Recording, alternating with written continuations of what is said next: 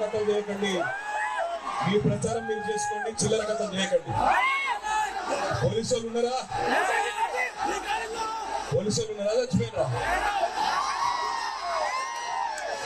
ఎవరా పోలీసులు డ్యూటీ చేస్తలేదా? దమ్ము లేదా? చిల్లర కథలు చేయకండి. తొమ్మిది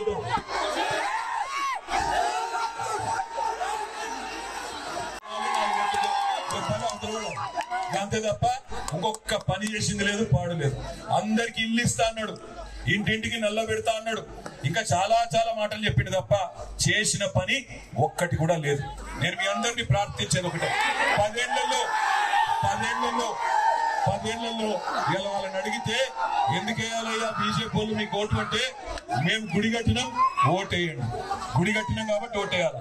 మరి గుడి కట్టేదే కారణమైతే ఓటేసినందుకు నేను అడుగుతా ఉన్నా, మరి కేసీఆర్ గారు కట్టలేదా? యాదగిరిగుట్ట లక్ష్మీ నరసింహస్వామి దేవాలయం కట్టలేదా? బ్రహ్మాండమైన దేవాలయం, 1000 ఏళ్ళు నిలబడే దేవాలయం కట్టలేదా? కానీ దేవుడిని అడ్డం పెట్టుకుని రాజకీయం చేసినావా? చేసిందేమి లేకపోతేనే దేవుని పేరు మీద ఓట్లు అడుగుతారు. 10 ఏళ్ళు ప్రధానమంత్రిగా పనిచేసినోడు చెప్పాలి కదా, ఏం చేసినా ఈ దేశంలో పేదలకు, రైతులకు, దళితులకు, గిరిజనులకు చెప్పే పరిస్థితుందా? లేదు.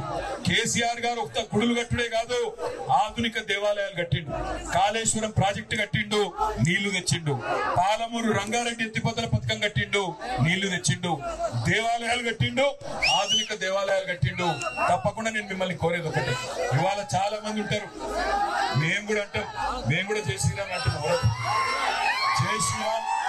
శ్రీరాముడు దేవుడు, శ్రీరాముడు దేవుడు, దేవుడు అందరి వాడు. దేవుడు ఒక బీజేపీ కాదు, బీజేపీ సభ్యుడు కాదు, దేవుడు అందరి వాడు. నేను అడుగుతున్నా ఇక్కడ మీరు చెప్పాలి,